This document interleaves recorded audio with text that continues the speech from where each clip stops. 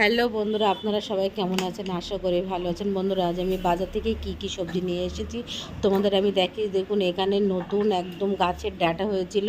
এই ডাঁটাটা নিয়েছি, দেখুন কত সুন্দর সরু সরু। আর এই ডাঁটাটা কিন্তু গরমের সময় খেতে খুব দুর্দান্ত লাগে। তুমি কলা, বেগুন বা এমনি আলু দিয়েও ডাঁটাটা তুমি ঝোল করে খেতে পারো। আর ডাঁটা কিন্তু এই সময় খেতে হয়, কারণ এখন ডাঁটা খেলে শরীরের খুব উপকারও হয়।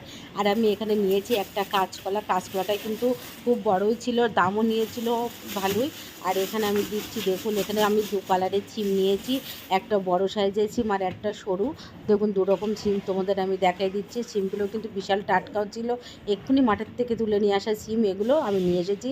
আর নিচে দেখুন কাঁচা টমেটো। কাঁচা টমেটো কিন্তু এখন গরমের সময় একটু ভাতে খেতে বা এমনি একটু চাটনি বা একটু সবজি দিয়ে রান্না করে খেতে কিন্তু দুর্দান্ত লাগে। আর দেখুন আমি সিমগুলো কত ভালো, আমার সিমগুলো খুব পছন্দ হয়েছিল।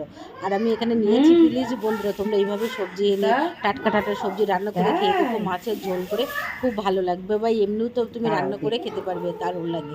আর এখানে দেখো আমি দুটো বেগুন নিয়েছি, কত বড়। আর বেগুনগুলো একদম পুরো সেইভাবে বোটা এখনও ছাড়ানো হয়নি, যেভাবে কেটে নিয়ে এসেছিলো সেইভাবেই আমি নিয়ে আসলাম। দেখুন কি সুন্দর। প্লিজ বন্ধুরা, তোমরা ট্রাই করো, সাবস্ক্রাইব করো। আর কেমন হয় জানি আমার এই ভিডিওটা তোমার যদি ভালো লাগে অবশ্যই শেয়ার করে দিও আর সাবস্ক্রাইব করে দিও। Thank you. আর অবশ্যই ট্রাই করো এরকম সবজি দুপুরে গরম ভাতের সঙ্গে মাছের ঝোল দিয়ে পাতলা খেতে দারুণ লাগবে, শরীরও ভালো থাকবে। Thank you.